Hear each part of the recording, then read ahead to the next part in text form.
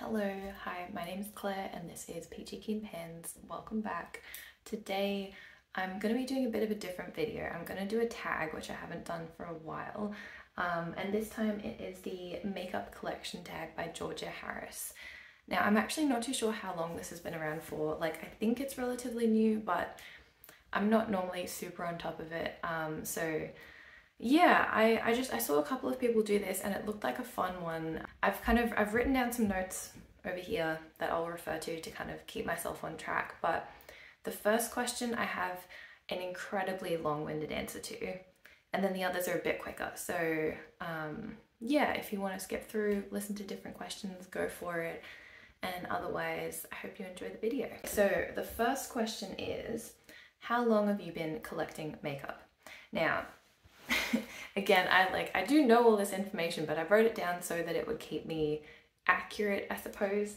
So the first thing that I said, okay, I've had a few bits and pieces of makeup since the early 2010s. So I graduated high school in 2013 and I had a couple of items at a time, like quite literally probably less than 5 items at a time, probably for the whole of, or maybe from like mid high school onwards, maybe from like 2010 thereabouts. I might have owned like one mascara before that. But yeah, let me see what I've said. Basically, oh yeah, in terms of what those things were, the most consistent one for me in that sort of 2010 to 2013, probably to 2015 kind of time, was the NYX Soft Matte Lip Creams. Now I do still have 2 of them, I think. Where's my other one? Okay, at the moment I can just see the one, which is Stockholm. I think Stockholm is like an actually old one that I've had for quite a long time. And then I do also still own Abu Dhabi, which is, I don't know, in one of my handbags, I suppose, which I sometimes use as, well, I use them both now more so as cream blushes. Sorry, I'm under a flight path. It gets loud here. But yeah, I use them more so as cream blushes than as lip products these days, because I prefer glosses and tinted balms and stuff. But yeah, yeah, Stockholm I've had for quite a long time. I couldn't tell you how many years this has been in my collection. Like, Abu Dhabi basically dried out, so I bought a new one, whereas this one is still like, smells totally fine, you know, that vanilla smell. Anyway, I am getting sidetracked here. Point being, sorry, my jaw's very loud. Point being is that I always had a number of soft matte lip creams, including like at least 1 or 2 reds, some neutrals. And I feel like my early makeup days were really like mascara, brows, a bright lip, and then like fucking no color cosmetics on the face. Like I would be wearing, I've written it out here, oh yeah. So Daiso mascaras. Daiso is like Japanese $2 stores that came to Australia kind of again when I was in late high school. So yeah, so super cheap mascara, tubing mascara primarily was my preference and still is. So very cheap mascara, soft matte lip creams, a cheap shimmer eyeshadow. Again, that would often come from like those tiny sort of plasticky compacts that I would find at either Korean or Japanese stationery stores. They'd sometimes have makeup as well. So that was kind of in my repertoire, would be like a really shimmery, powdery, like the kind of thing I really wouldn't own anymore, just all over the lid. I remember using my mum had like one single MAC eyeshadow in Woodwinked, which I'd sometimes use as well. But I like was less confident with it because it was a darker color. Anyway, then I used my mum's YSL foundation. So she had like one foundation that she would use for concerts. My mum's a musician. So then I used that for like special occasions as well.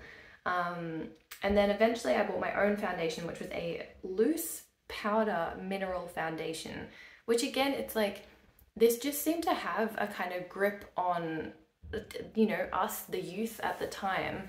Maybe that's like an Australian thing, I don't know. Like the brand that I had was Natio, which is an Australian brand. And it was just this tub of like loose foundation powder that was in a way like bizarrely messy for me to be using that all the time. And I do not like loose products. anymore. But yeah, I would essentially like be on a bus, probably on my way to a party, like caking on this powder foundation, probably getting it everywhere. No blush, no bronzer, no highlighter, bold lip color, probably a red lip that would like fade off during the night. The thick black winged eyeliner, absolute must. That was the other thing that I would have owned at the time. Mascara, and then pretty much done, that's it. Sometimes like one shimmer eyeshadow. But yeah, that was pretty much me in my school time. And like, when I think back, I had some friends who were more into the makeup world and the makeup community in its early days. So in the kind of naked palette era, I had a couple of friends, or one friend really, who would go to Hawaii with her family, which from Australia is like a far way away. And so she would end up buying American makeup and coming back with it before we had Mecca or Sephora in Australia. And yeah, I just remember kind of being like, you know, very impressed and kind of in awe of the couple of friends I knew who could do proper makeup in a way, who like knew things. I had a couple of them, and yeah, that was like, I was not one of the ones who was kind of good at that stage. I would just do what I do and that's it. And yeah, it was like, it was a fun time. I'd get my friends to do my makeup sometimes and be like, how do you do it? I don't understand how eyeshadows work, like all of that. And then what have I said? Oh yeah, I also bought like off iHerb. I don't know how many of you guys will relate to this, but iHerb was like this online retailer that sold a bunch of really cheap e.l.f. makeup products that you couldn't buy in store in Australia at the time. So I bought like this chunky box of e.l.f. makeup with like, I don't know, like all kinds of different lip colors and lip formulas that kind of were all a bit shit. Like a pink that was too pastel, and like, I don't know, a really waxy formula for like a lip scrub. It's just like a box of stuff. Ended up not really using any of it. Again, I'm just kind of thinking of like, what did I own in the early days? And then from there, it was around, okay, so then I have like that's my late high school. Then we're jumping into early uni. So 2015, I was in second year uni. And that at that point I had, again, still a very small collection, but it looked a little different then. So then it was a skin tint, so a liquid tinted moisturizer, not a loose powder foundation anymore. A lip tint, which was the Benefit one that sort of has that little brushy applicator and looks like a nail polish. I had a cream highlight, which was also from Benefit and was like not a good color for me at all, but I used it all the time anyway and used it as eyeshadow, even though it would crease on my eyelids. So it was a time. I still had a mascara, an eyeliner, a brow pencil, and then I also had an under eye corrector.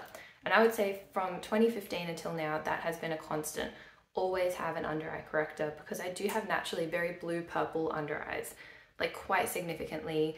If I just put a concealer on that is my shade or like a tad lighter, often the things that are my shade are a little bit too yellow for me anyway. So if I did just put that over, it would look ashy because the purpley blue still shows through it. So what I find works better is having like quite an intense peach color on the under eye, and that evens things out. So yeah, that's basically what I had at the time. So the original question was, how long have you been collecting makeup? And I'm just taking you through the full history. So from 2010s, early 2010s is basically how long. So for me, about 10 to 14 years, thereabouts. What else? Okay. Oh yeah, then I got my first eyeshadow palette, I believe in 2016. That was the Chocolate Bar palette. It was sold at Mecca, and I remember that there was still like, when the Chocolate Bar palette first came out, they didn't have shade names under each shade, and I found that kind of off-putting. And then they re-released it with the shade names, and I was like, okay, I think I want it. And I was so excited by like, it was just such a novelty. Like, no shit, that's the point of this product. It's like, it looks like this chocolate bar.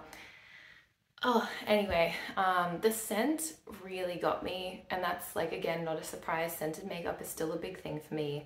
I wish it was more of a thing, but I'll make do with what's out there. And yeah, so I bought that, and it's kind of like, if I think back, the fact that I bought an eyeshadow palette before I even owned any eyeshadow brushes is kind of madness. Like what did I think I was gonna do with all of these shades, all of these colors and really dark brown tones that I didn't understand how to use? I didn't own a primer. I think I owned one eyeshadow brush that I got for free from an Australian brand called Australis, which I still have. So this brush is the oldest eyeshadow brush that I have. This was the only brush that I owned when I first got my first eyeshadow palette. And anyway, I'll put up a photo here of kind of how it ended up looking when I was using it before I passed it on to a friend who then dropped a weight on it, smashed the palette, and I told her, you do need to throw it out now because you can't have like shattered glass in your eyeshadows. So anyway, I bought my first palette in 2016, I think. And then the next palette that I bought after that, relatively shortly after, was the Modern Renaissance. So like that was kind of the heyday, you know, that was the early makeup community vibe, I guess. And yeah, so I was already aware of cruelty-free status, as in, you know, whether a brand tests on animals or not, and have essentially always tried to buy cruelty-free. The only instances where that has not been the case is where I've been given makeup by someone else who wasn't aware of this or wasn't, you know, well informed. Straight up have had like instances over the years of staff like lying to, or not lying, maybe staff who are misinformed about what is or isn't tested on animals, what the regulations are, what it all, anyway. But yeah, like for a while I thought Benefit was cruelty free, which it is not still, so that's why that was kind of in my collection. Where am I going with this? So yes, I had the chocolate bar, I had the Modern Renaissance. They were my two first palettes, and from there it really turned into a big two-faced obsession. Like they were the main players in my makeup collection, and that's why I still have a lot of their stuff. Like, so really what came next, and the oldest palettes that I still have, was this collection. This collection did something to me, and I think I've mentioned this in a previous video. It just hit the spot of like, I don't know, all the branding and all these videos of like, you know, beautiful women with like their perfectly done hair and their like peachy silky clothes, and they're all like sitting around having these fancy lunches with like peach themed food or whatever. It's very cheesy now, I suppose, but it was impactful. It worked on me, who thirsted over this collection to no end, even though it wasn't available in Australia for a whole year until it had been released in the US, by which time I had already bought products at a stupid markup from the US or from Canada. So this palette, I ended up frankening anyway, so it does look a bit different now from how it used to. But this palette I bought from Canada, I believe, for something like 100 or 110 US dollars, AU dollars, my bad. Still a markup though. And then this one came out not too long after, and I also frankened this and adore this. This is probably like my number one. And yeah, I even before that, this was the earlier peach collection, was this one, which is obviously what I'm panning now. I won't show you the inside, no sneak peeks, but yeah, this whole like peach and peach scented shebang. I have the powder as well, like the loose powder in here. It just hit the spot, and it is like, I don't know, like a important canon moment in my makeup history, if you will. Okay, all right, now the next important turning point was that at some point during 2016 or 2017, I came across panning and makeup panning as a concept. And I don't really know what the first introduction to this was, but I know that the first YouTuber whose panning content I really enjoyed was Too Much Tash, and I still love her channel. Really, just like as a person, like it makes me nostalgic to watch her videos because I've been watching them for so long. I so love that she's still making content. Her voice is very soothing. It doesn't have like a YouTuber shouting quality that a lot of I guess that a lot of channels do have. That it's just lovely, thorough, very detail oriented, and it really got me. It hit the right spot for me. This idea of, okay, I've gotten really into makeup, especially around 2017, now what? Like, I have all this stuff. It hadn't really felt overwhelming or anything like that because I was still in the early days of figuring out what my preferences were, what worked for me, what didn't. And so, but there was this element of like, yeah, I don't know, it could have maybe spiraled into something a lot bigger if it weren't for the fact that I came across panning and came across the idea of actually wanting a smaller collection or wanting to curate or wanting to become very familiar with all of your products. And it just hooked me in. And then I'm pretty sure I was panning some products. I'd written out like a handwritten list of products in my collection. It's an airplane again, so I'll just pause for a moment.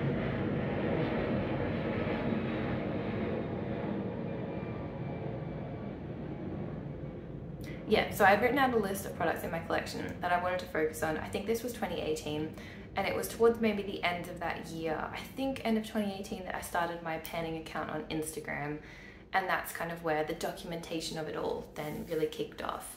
And that is basically like my makeup history.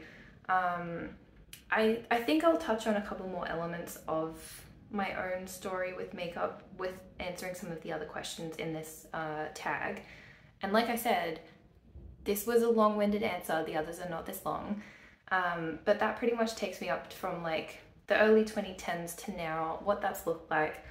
The other thing worth mentioning is, of course, I think from like 2019, 20, 21, 22, I definitely got more into indie makeup, and also indie makeup exploded around that time anyway. Like, it grew massively. So in a way, no, I'm gonna save it. There's a train of thought that I could go down. I'm gonna save for a different answer. So I'm gonna move along. Question 2.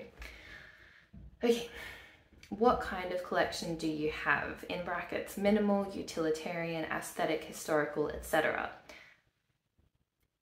Definitely not minimal. However, I would call it small for someone who is a makeup lover or a makeup enthusiast. So what I've written is aesthetic, mildly historical, small but not minimal. By which I just mean aesthetic because I unashamedly do really care about packaging. I really care about packaging, about, in a way, branding as well.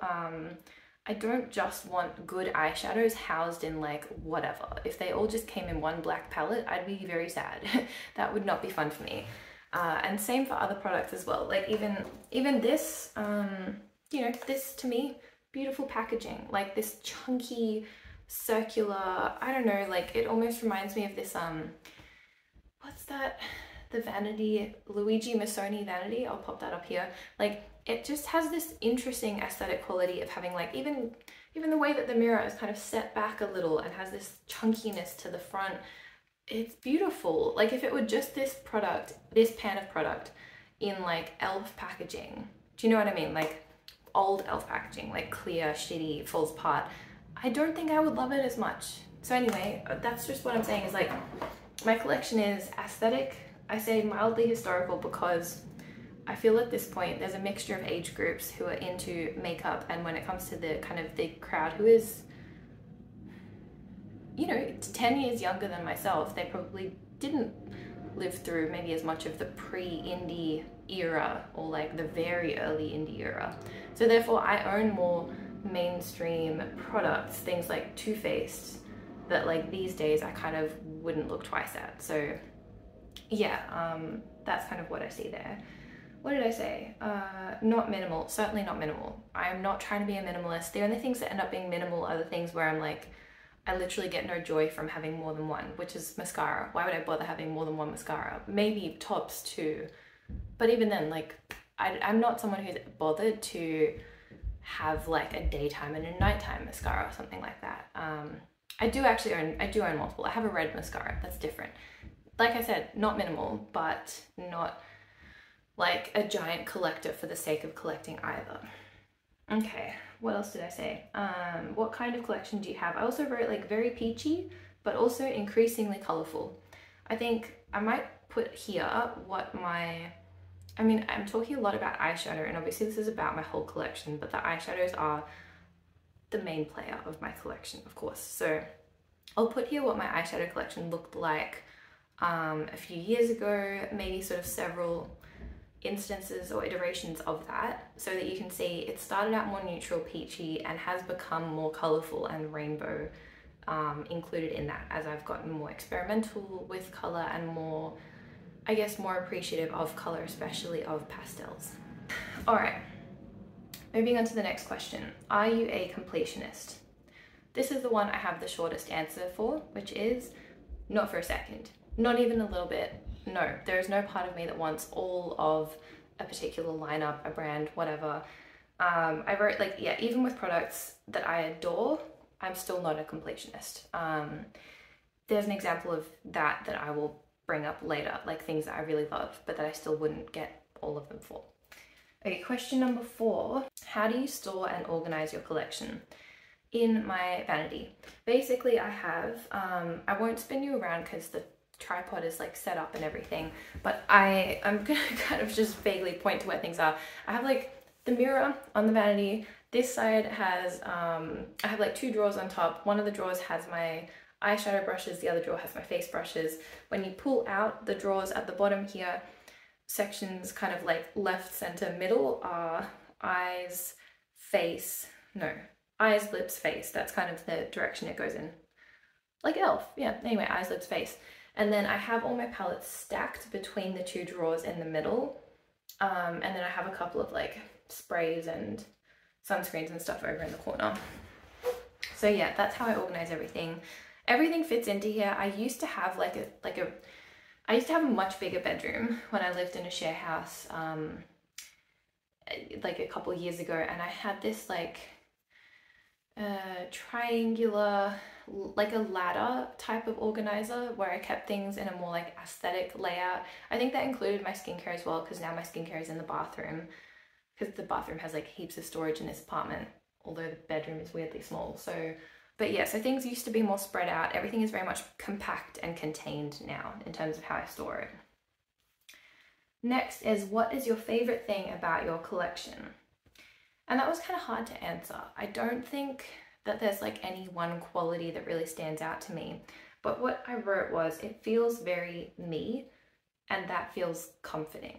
So in terms of color, I mean, for example, with eyeshadows, but also specific preferences for certain things. Yeah, so like having more corrector type products than concealers, my preference for pressed things over loose things just in general, that like you know, I have a reflection that I have a collection that reflects my preferences, and in a way, like, I do remember, you know, what it was like buying every single one of these things, the uses that I've got out of them over the years. I mean, not like I'm someone who remembers every single way that I've used a product, but I have a general sense of like, oh yeah, I used that for this look and blah blah blah, and like, there's just a lot of memory embedded in those colors and in those textures and scents and everything else. And I think that is my favorite thing about it. The familiarity and the personalization of it over the years. The other thing is that I did note this, which is kind of funny. I don't know how much I'm feeling this right now, but generally speaking, I am always yearning for something which is enjoyable. So there is this kind of like internal back and forth between wanting new stuff or wanting, not even new, like sometimes there are things that I want from like a release a year ago, but I just haven't pulled the trigger because it's an American brand and the shipping is really expensive and the conversion makes it expensive as well, and the Australian dollar is like not that great right now. So all of these things add up to me just being like, I can't justify it, but I still want it. So like there are still Terra Moon shadows that I want that I haven't bought. And so there's the side of like, it's kind of fun to want something. I think wanting things in and of itself is enjoyable. On the other hand, the panning ethos, the panning community brings it back to, but what do you have already? Does it hit that spot? Can you make it hit that spot? Can you layer products to get a specific finish? Can you franken stuff? Like all of these things. Not to the point of saying don't buy anything. I mean, unless, you know, you're on a no buy, whatever. But that kind of hold on a second, evaluate what you have. Can you get more creative? Can you use something differently? And I think I like that balance. Like, you could call it a kind of inner struggle, but actually it is more just like a balancing act of like yearning, but withholding but then also reappreciating what you have. Anyway, so yeah, that's kind of one of the things that I enjoy about my collection and about just the feeling of really loving makeup. Next question, number 6. What is your least favorite thing about or something to improve in your collection? So here, I wasn't too sure. I've written I have several base products that I either don't like or don't really feel familiar with yet, and or are too pale. That is true. This is my favorite base product, as in between all of the tinted moisturizers, foundations, etc. that I've tried. This is the best, and it's discontinued. So this one I only just opened. It was my backup. Like, sure, maybe I'll be able to find a couple here or there. I haven't tried the Balm Shelter's new base product, so I don't know. Maybe it is good. Maybe I'll like it, but it just sounds quite different. Because this has a, like, my preference is for products that set themselves. I don't want to have to powder a base product to get it to be like non-sticky, or like I don't want to be doing this and leaving a fingerprint, do you know what I mean, on my face. I would hate that. That is my most ugh kind of thing with makeup. So aside from this, I have several other, like a couple other tinted moisturizers or like light coverage foundations that I don't really like, or that are too pale. Also, I have made that mistake of being like, I'm the lightest shade, and then it's like, you're kind of not anymore. Like, things have improved now and I'm no longer the lightest shade. So what am I trying to say here? The fact that I still have them, but don't want to declutter them because I don't want to be wasteful. Like, I ended up mixing products between like one that was too dark, one was too light, and ended up using up both of them. I don't know, things like that. I do have that feeling of like, I should at least try and use them, partly because I don't feel that I could guarantee that if I go out and buy a new product in an attempt to fix this problem of like getting the right shade, the right texture, the right feeling on the skin, I'm not confident that I'd be able to find that or buy like the right thing, because I'm yet to find the perfect base product other than this one that's been discontinued. So anyway, like, and because it's not a very popular product, no one ever talked about dupes for it, so it's not like I'm able to kind of dig through other people's opinions. I guess what I'm saying is, I think my base product part of my collection is the shittest part of my collection, essentially. I work through it so slowly that then, like, it takes me ages to form an opinion about a base product. I'm not someone who can kind of figure it out very quickly. So I hope that makes sense. The other thing that I've written here is I've still never found a perfect concealer, ever.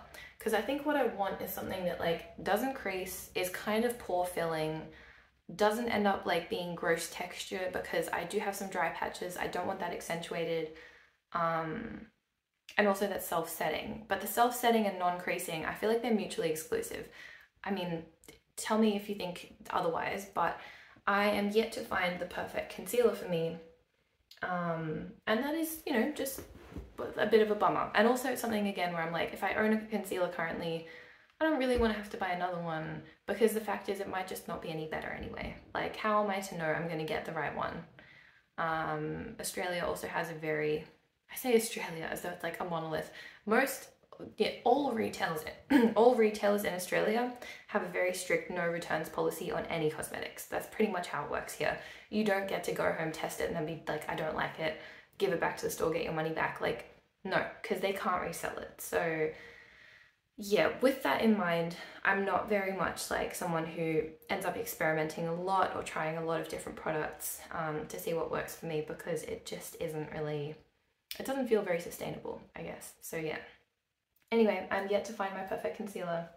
That's one of the things on my list. Now the next question, what is the biggest category of your collection? Eyeshadow. Eyeshadow and eyeshadow brushes. Eyeshadow brushes, because I use so many different colors. I do need a lot of brushes. I don't wash them so often that I could have like a small collection, just not gonna work. I need like more than 20 at any given time. I actually don't know how many I have. What's like, let me see. This is roundabouts all of the eyeshadow brushes that I have. And I do need all of them because, you know, so many colors to use and I don't want to muddy them up, so yeah. Anyway, that's the largest part of my collection, would be eyeshadow and brushes. What's the smallest category of your collection?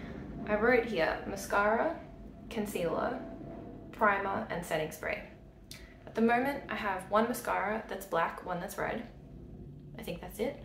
I have two concealers, one of which is like actually too dark, but very thick. So, you know, can use it to cover up like significant blemishes, but it's a little bit too dark. And then the other one that I have is like a bit too light and a bit dry, and like the cap is a bit broken, which is kind of annoying. But anyway, I have two concealers. I have one primer sample and that's it. Because really I consider my sunscreen to be my primer. That's enough. It's a very good sunscreen. It's the Mecca Cosmetica sunscreen. It is a cult product here. And it's really fucking good. So I don't use a primer. And setting spray, I just have one. I have one plus a mini sample, and I don't think I would ever need more than one. I have a setting spray and I have like a skincare mist. They are very much different things. I don't think, yeah, maybe years ago I wouldn't have really seen them as different, but now I'm like, I get it. So yeah, those are the smallest parts. Oh my god, there's still so many questions. Okay. All right, this next one is kind of fun. So this is, do you have a holy grail in your collection? Yes, I do. So what I'm going to say first of all is this was my holy grail, which I've already mentioned. It's discontinued. C'est la vie. I need to find a new holy grail when it comes to base products. I also really love tubing mascaras, and this one is one of the ones that I repurchase over and over because it is, I think it's something like 24 AU dollars. It used to be 20, but you can sometimes get it 50% off, and if I see it at 50 or 40% off, I will buy it. Like, I'm not someone who's scouring the sales or whatever, but if I see it, I get it done. It's a tubing mascara. I have always preferred tubing mascaras. I almost feel like that's a hangover from when I didn't really use any other makeup on a day-to-day basis, and I would just use mascara, and so I would just wash it off with warm water at the end of the day, which in a way now, I don't really need to be using tubing mascara the way I used to need to, because I wouldn't use makeup remover daily or any kind of like makeup removing cleanser daily, whereas now I use a balm cleanser every single night. So in a way, I don't really need to be using tubing mascara. I could use a regular one. But on the other hand, I also have slightly watery eyes, especially, I think especially this eye, where like things might smudge onto the lower lash line if I wasn't wearing one like this. So anyway, that's, you know, I'm still there. I'm still going for tubing mascaras. And lastly, when we're talking about holy grails, these glosses, Cloudy Cos glosses, absolute chef's kiss. They are so delicious. The texture is stunning. I don't normally apply products like lip products directly on camera, but I will show you that it has this kind of like, yeah, I don't know, like this jelly plush texture. Absolutely delicious. Oh, it's like non-sticky. I don't know if I've described this before, but you know how almost like when you put two magnets together and you're putting the opposing sides, this is going to sound weird, but you put the opposing sides together and there's this kind of like resistance between them. Like you can't make them meet. If you put on a relatively thick layer of this, that's how your lips start to feel. Like your skin to skin contact, it's like there's a barrier there, but that feels very moisturizing, hydrating, all of those things, protective, comfortable. It's a nice feeling. So it's, yeah, this is like a plush formula. It's like not at all sticky. I fucking hate sticky lip glosses. But yeah, this one is my holy grail. I have used up 10 of these, which is quite a lot considering that the brand only started, I think, a couple of years ago. Yeah, so shout out to Amy who founded Cloudy Cos. I love their products, love those lip glosses. I was the one who named this one. I won a little competition to name it. It is called Clementine. Beautiful. I think it's discontinued now, which is a bit sad, but at least I have this one. And previous to the Cloudy Cos glosses, I was using Lime Crime. So for those of you who find like going for an Australian indie brand a bit inaccessible, that's so fair. Lime Crime is like the next closest thing. They just have a more intense scent. So whereas the Cloudy Cos glosses smell like peach, the Lime Crime ones have a cherry smell that is quite strong, but they're really nice too. Question number 10, do you ever wish your collection was bigger, smaller, or is it complete? I'm just kind of thinking that through before reading what my answer was that I wrote down. And I definitely don't think I'm wanting something bigger. I wrote here, sometimes I wish it was smaller, where I'm wanting products to be used up, but then that's kind of why I pan them, and occasionally declutter as well. And I wrote that, for an example, I used to have way more bronzes than I do now, which I'll give you like a picture of my collection of bronzes a few years ago than now. And that was just a process of panning them all. Like, I used them all up because I was like, why would I need 5 bronzes? I've just done this because, like, you know, early on in your makeup kind of journey, you try a lot of stuff, and I ended up with a lot of kind of, you know, similar, if not exact dupes, certainly similar things. All bronzes are relatively similar. Okay, so anyway, yeah, sometimes I want certain parts of my collection to be smaller, but like over the years, it does get smaller, aside from the eyeshadows, which I'm fine with. I have like, I need to count again. 1, 2, 3, 4, 5, 6, 7, 8, 9, 10. I think I currently have 10 pre-made eyeshadow palettes, and that number has stayed relatively consistent. It's been like a sort of 1 in, 1 out, or 2 out, 2 in kind of situation for a couple of years now. My magnetic palettes have, like, my collection of magnetic palettes has grown, and singles has grown a bit, but again, not sort of crazily outside of what I can use. And I think the total number of eyeshadow pans that I have is still under 150, which I find manageable to kind of keep a mental inventory of that many. So yeah, what was the question? Whether I wish it was smaller. Sometimes. Do I wish it was bigger? No, I don't. Okay, next question. Do you ever get envious seeing other people's makeup collections? This was an interesting one because I'd never really thought of it in terms of envy, but the answer is yes. And I've written here, I'm mostly envious of people who started buying makeup a few years later than I did, and therefore have way more indie products. And I did think specifically of a given YouTuber slash Instagrammer, Sky, who has a really nice collection of certainly eyeshadow, I think also like face products and blushes and everything else, cake liners, I don't know, but certainly with eyeshadow palettes, they have this like more modern collection than I do. And the part of me that doesn't want to just like throw out stuff for the sake of it, and is also sometimes a little sentimentally attached to things, doesn't want to get rid of, say, my Too Faced palettes or my Lime Crime palette for the sake of getting, I don't know, like an Odin's Eye or a Glaminatrix or something like that. These other brands that are in a way more exciting now, a bit more relevant now. And Sky has a really beautiful collection that is very like, I think that speaks to them starting to buy makeup, yeah, a few years after I did. And yeah, so I admire that, and I like how they, you know, I like how their collection looks and how other YouTubers' collections look who either started a bit later or have more brutally decluttered and kind of fully revamped and gone more indie. I think like the more indie a collection is, the more I admire it. Because those brands are just more exciting to me in the end. I think that's basically it in terms of, yeah, in terms of envy for other people's makeup collections. I'm not necessarily envious of like really huge collections or really minimal ones. Like, I admire a very, very minimal collection. Like, say someone has one eyeshadow palette. That's like obviously normal for a lot of people outside of the makeup community. But if someone is in the makeup community, kind of interested in new releases and so on, but still only has one eyeshadow palette or two, I'd be like, wow, that is unique. That is quite an interesting position to be in. So yeah, I'm thinking of someone in particular, I can't remember their name, but I'll put a picture up here.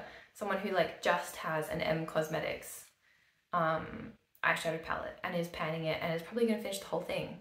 Where I'm like, that's very cool to have such a tiny collection but still like be actively involved in the makeup community. So yeah, so the next question was, who on YouTube has the best makeup collection video? In a way, like, I don't know exactly, even though I've mentioned Sky, I don't actually know what their entire collection looks like, but I think it's probably a very cool collection based on, you know, bits and pieces of videos that I can remember. So probably I would say Sky. Anyway, next one. What's some advice you'd give to a future makeup collector? And this one I had to kind of think about for a bit as well. When you say like future makeup collector, it's an odd, I don't know, that's an odd way for me to kind of think about it. I guess what that refers to, or what I interpreted that as, is someone who is only just starting to wear makeup, is maybe in their very early stages of either trial and error or still like using some of their friends' makeup or mum's makeup or whatever it is, and hasn't really started buying that much themselves. And so what I said is, you will need to trial and error for quite a while. It does take a long time to figure out your preferences, what you like, what you don't like. You could wear a lip product for like a year, and then by the end of the year be like, actually, yeah, I don't love that. Like, that did always dry my lips out, or that did feel greasy, like whatever it is. It's fine. It's fine to take ages to figure out whether you like something or not, what suits you, change your mind about it, all of that. The next thing I said is that a useful question to keep in mind is whether you prefer to build up or sheer down certain products. This is a concept from a different YouTuber, and I will try and find that video and that YouTuber. Like, I can see her face, but I don't remember the name of the channel.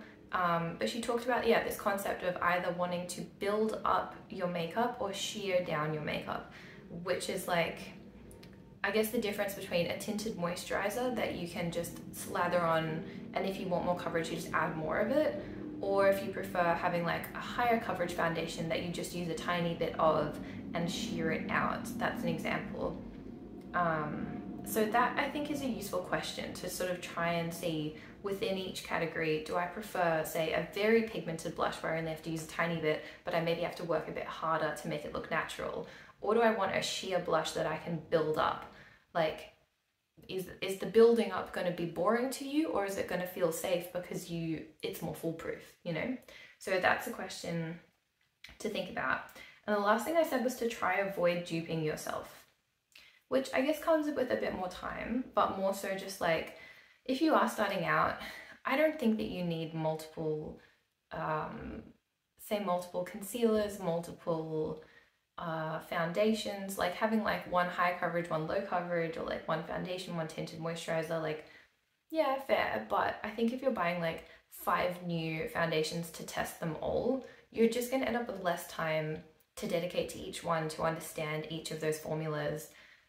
One will probably go neglected. Like, I just think keeping things a bit tight, and if you really don't like how something is, experiment with it, use it in different ways, see if you can, for example, mix it with other products, etc. Like, I am thinking specifically about foundation. If you have a foundation and you're like, well, this sucks, experiment a bit first, see if you don't like it, and then instead of holding on to it once you really have decided, okay, no, it sucks, just get rid of it. Like, I would say just don't be holding on to things that you hate.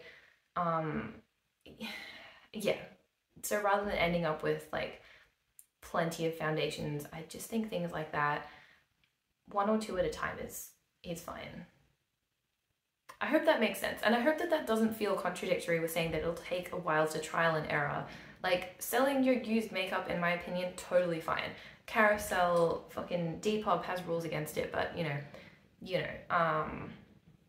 I think that's fine. Or giving things to a friend, whatever. Don't feel that just because you spent money on something, you have to like hoard the product. It's fine to also get rid of it if it's like making you look bad and you're still trying to make it work. Or if it makes you feel bad, just don't, it's fine. And yeah, that is all of the questions. So I don't know how I think I've been talking for like an hour. Who knows? This has been quite fun to go through. And I hope it was fun to listen to as well. I'll try and make sure that I've sort of added in some pictures here and there to like illustrate it, but I do have a lot of affection for my own makeup collection, I suppose, so it's been fun to just kind of ramble about that for a while. I guess I hope you're having a good day wherever you are, a good evening if you're falling asleep, lovely. if you're just getting ready in the morning, whatever it is. Here it's like mid-morning on the weekend. I probably need to have another coffee or a cup of tea or something, so I'll do that and I'll see you next time. Bye!